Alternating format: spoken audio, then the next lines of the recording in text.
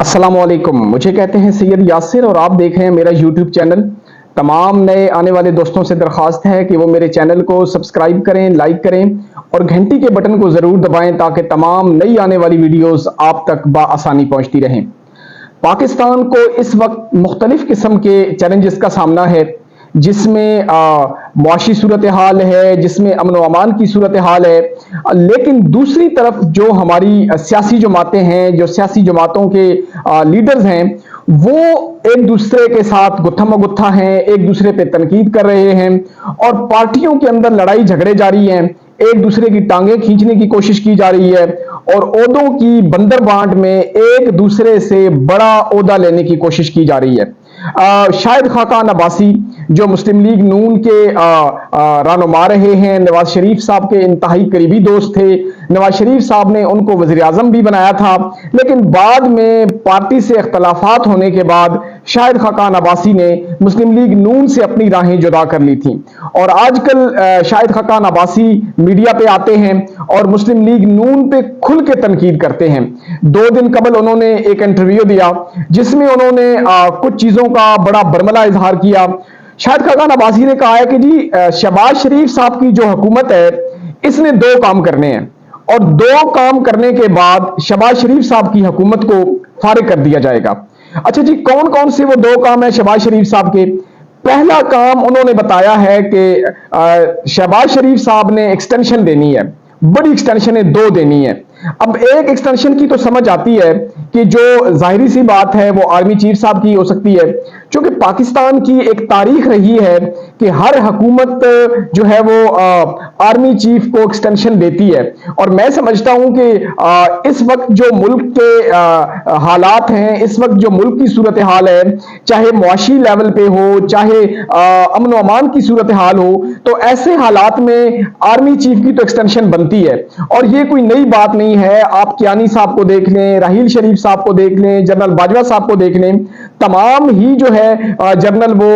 Extension लेते रहे और फिर मेरे ख्याल में आर्मी चीफ के एक्सटेंशन की जनरल की एक्सटेंशन बनती भी है, क्योंकि हमारे जो मुल्क के मामलात हैं वो तकरीबन आर्मी चीफ ही चला रहे होते हैं। चाहे दूसरे मुल्कों से कर्ज लेना हो, दूसरे मुल्कों से मामलात बेहतर करने हो, मुल्क में तूफान हो, सैलाब हो, जलजले हो, सरहदों पर जो है वो हालात कशीदा हो, तो आर्मी चीफ ने यूं समझ लें कि तमाम मुल्क की जो भाग दौड़ होती है वो आर्मी चीफ ने ही संभालनी होती है। हमारे मुल्क में बदकिस्मती से जो लीडर है उसकी कमी होती है और एक कठपुतली जो है वो बिठा दिया जाता है, जबकि बाकी सारा बोझ जो है वो आर्मी चीफ के कंधों पे डाल दिया जाता है। और इस वक्त भी यही सूरत हाल है कि जो पाकिस्तान को इस वक्त मुआशी सूरत हाल का सामना है, तो हमारे चीफ साहब जो हैं वो मुख्तलिफ मुल्कों के दौरे कर रहे हैं, IMF से जो है वो मुज़ाकरात कर रहे हैं, सऊदी अरब गए हैं, तो मतलब आर्मी चीफ ही जो है जो मुल्क के मामलात, मुल्क की मईशत की डायरेक्शन, अमन व अमान की सूरत हाल, ये तमाम तर जो जिम्मेदारी होती है ये आर्मी चीफ ही निभा रहे होते हैं। तो आर्मी चीफ को तो एक्सटेंशन देना बनता है, जो समझ भी आती है, लेकिन दूसरी एक्सटेंशन जो है वो मेरे ख्याल में शाहिद खाकान अब्बासी अदलिया की तरफ इशारा कर रहे थे और उनका कहने का मकसद ये था कि आने वाले दिनों में आईन में अमेंडमेंट होगी और उसके बाद जो मौजूदा सेटअप है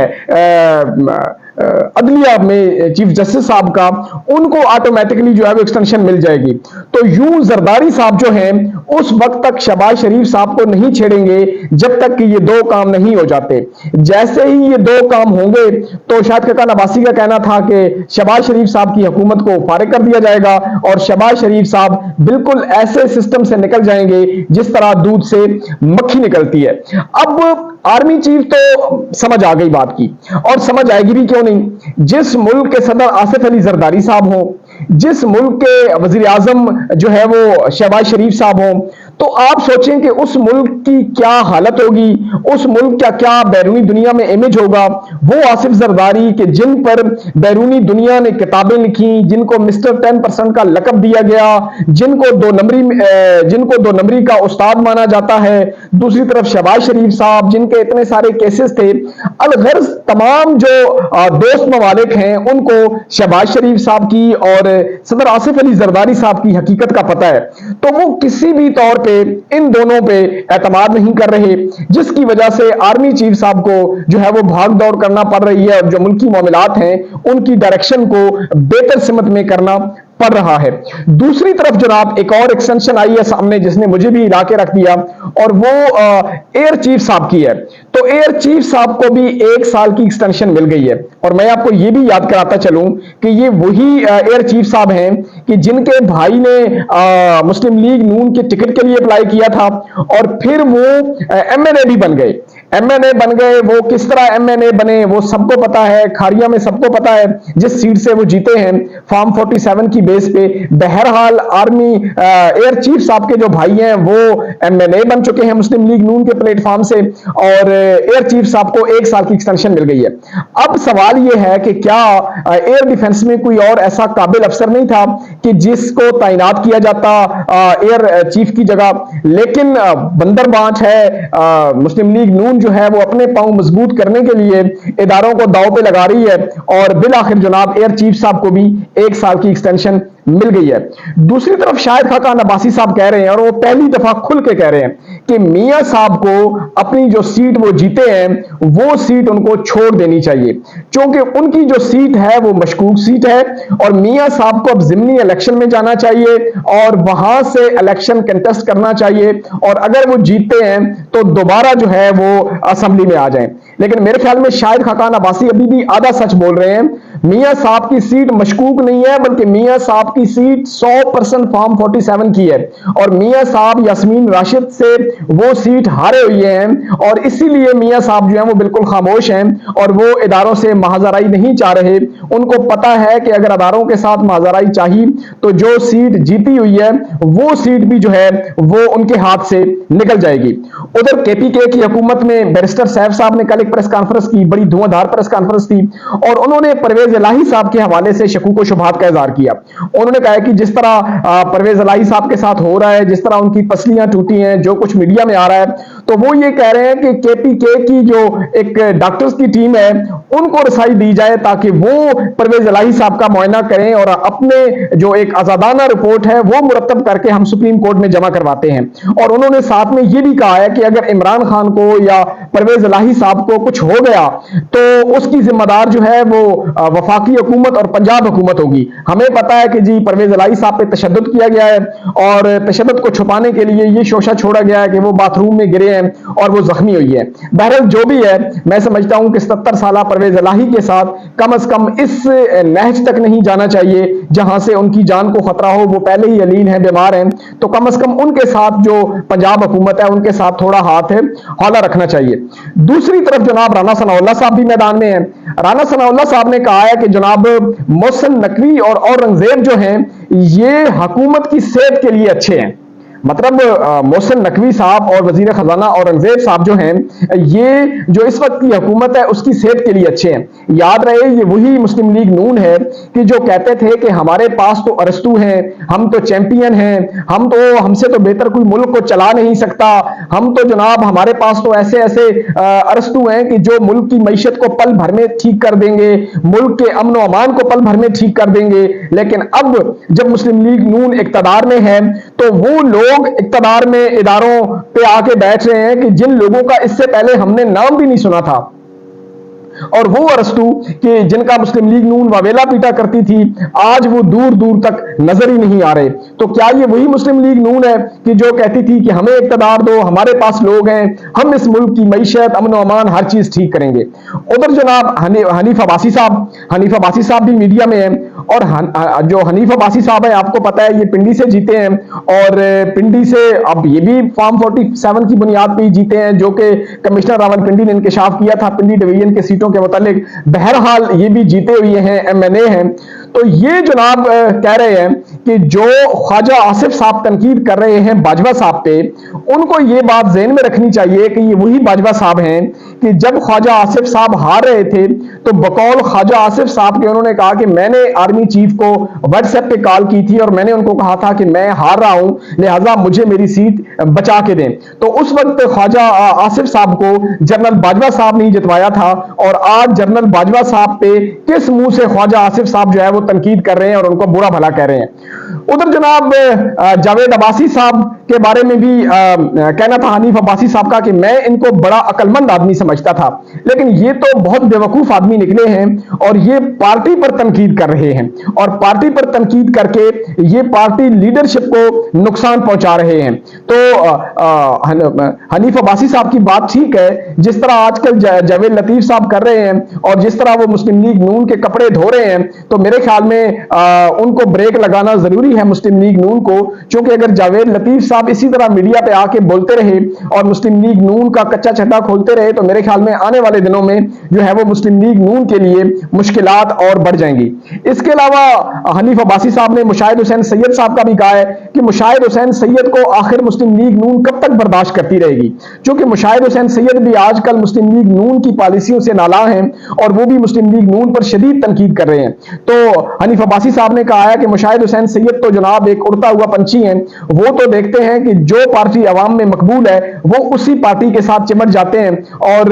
उनको मेरे ख्याल में अब हमें बाय बाय कर देना चाहिए, क्योंकि उनकी अब मजीद मुस्लिम लीग नून में जगह नहीं बनती। इसके साथ साथ उन्होंने जुबैर उमर साहब का भी कहा है कि जुबैर उमर साहब को मुस्लिम लीगी कहना भी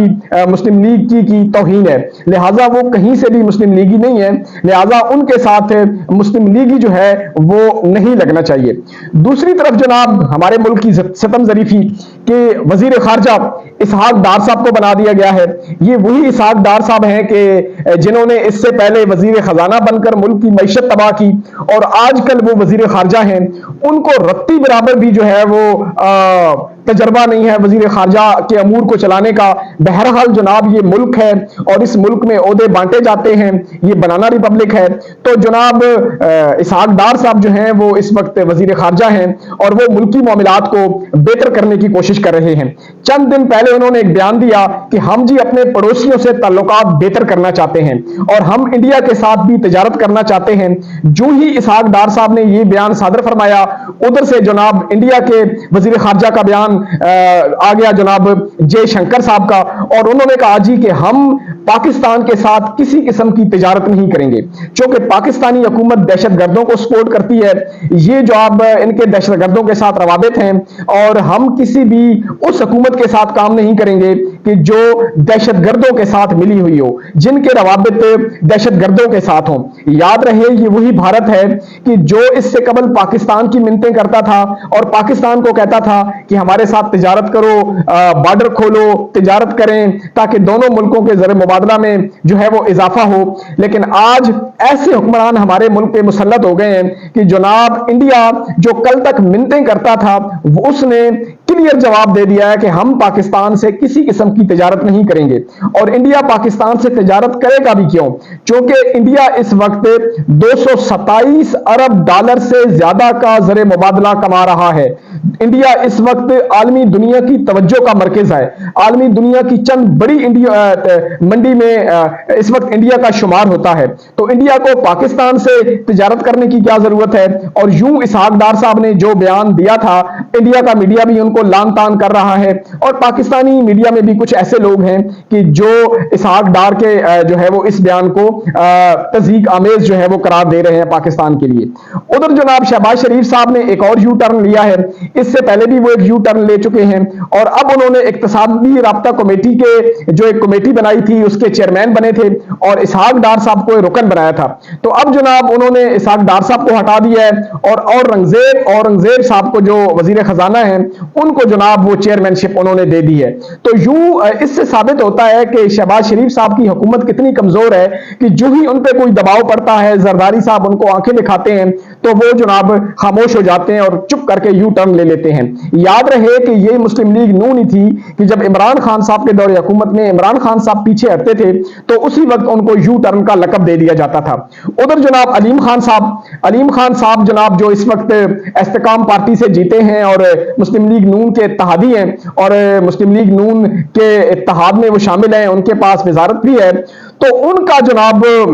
मौजे हैं, पांचों हाथ खीने हैं। उनकी एक जमीन है जनाब, जमीन जो अलाट हुई है अलीम खान साहब को, जो लाहौर में उनकी एक सोसाइटी है लाहौर पार्क व्यू के नाम से, उस सोसाइटी को 11,000 कनाल जमीन जो है वो इशू कर दी गई है, उसका एनओसी जारी कर दिया गया है। तो अब जो पार्क व्यू सोसाइटी है वो मजमूई तौर पर 31,000 कनाल के जो रकबे के साथ लाहौर की सबसे बड़ी सोसाइटी बन गई है। याद रहे कि ये वही जमीन है कि जिसके एनओसी के लिए अलीम खान और इमरान खान के तल्लुकात खराब हो गए थे, और फिर इमरान खान और अलीम खान की दूरियां हो गई थी। उस वक्त की बोजदार हुकूमत ने जो है वो अलीम खान को एनओसी जारी नहीं किया था, और फिर अलीम खान इमरान खान के खिलाफ हो गए और जहांगीर तरीन भी खिलाफ हो गए। यूं जनाब मीडिया पे आके इमरान खान और अलीम खान का साथ टूटा, अलीम खान ने इल्जामात लगाए और अलीम खान इस्तेकाम पार्टी और जहांगीर तरीन इस्तेकाम पार्टी में शामिल हो गए और उनकी इमरान खान से राहें अलग हुई। अब जो ही मुस्लिम लीग नून की हुकूमत आई तो जनाब वो जो कुछ भी इमरान खान साहब के दौरे हुकूमत में जिस चीज पे फड्डा चल रहा था वो अलीम खान साहब को मिल गई, और यूं अलीम खान साहब की 5 उंगलियां घी में जनाब हो गई।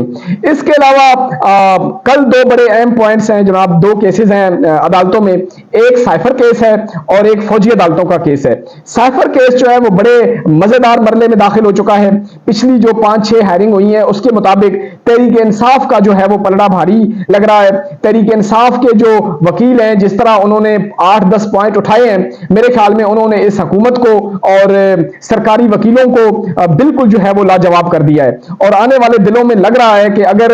इंसाफ के तकाजे पूरे किए गए और बिल्कुल इंसाफ पर फैसला किया गया तो मेरे ख्याल में साइफर का केस जो है ये बहुत जल्दी उड़ जाएगा, और इस केस में इमरान खान को मुकम्मल तौर पे रिलीफ होता हुआ नजर आ रहा है।